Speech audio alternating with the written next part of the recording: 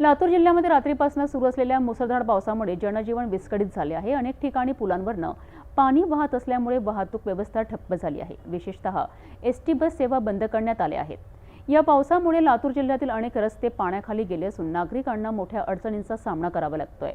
या परिस्थितीची आपण सविस्तर माहिती पाहणार आहोत। लातूर जिल्ह्यात रात्रीपासून सुरू असलेल्या संततधार पावसामुळे अनेक भागांमध्ये पूरसदृश परिस्थिती निर्माण झाली आहे। जिल्ह्याच्या विविध तालुक्यांमध्ये असलेल्या नद्या नाल्यांना पूर आला असून त्याचा थेट परिणाम वाहतुकीवर झाला आहे। सध्या माणकेश्वर उदगीर मार्गावरील इंद्रराळ येथील पूल, बुटकड निलंगा मार्ग आणि अतनूर येथील पूल पाण्याखाली गेले आहेत। यामुळे उदगीर अतनूर बाराळी हा रस्ता पूर्णपणे बंद झाला आहे।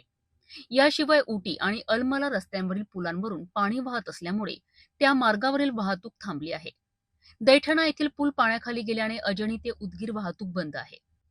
औसा ते हसलगण रोडवर जवळगावाडी येथे पुलावर पाणी आल्यामुळे वाहतूक थांबली आहे। त्याचप्रमाणे एकंबा आणि धडकनाळ बोरगाव येथील पुलांवर पाणी आल्याने उदगीर ते देगलूर या महत्वाच्या मार्गावरील वाहतूकही थांबली आहे। लातूरमधील पावसाने वाहतूक पूर्णपणे ठप्प केली आहे। जिल्हा प्रशासनाने नागरिकांना अनावश्यक प्रवास टाळण्याचे आवाहन केले आहे। तसेच नदी आणि नाल्यांच्या जवळपास न जाण्याच्या सूचनाही देण्यात आल्या आहेत। पुढील काही तास पाऊस असा सुरू राहण्याची शक्यता हवामान विभागाने वर्तवली आहे।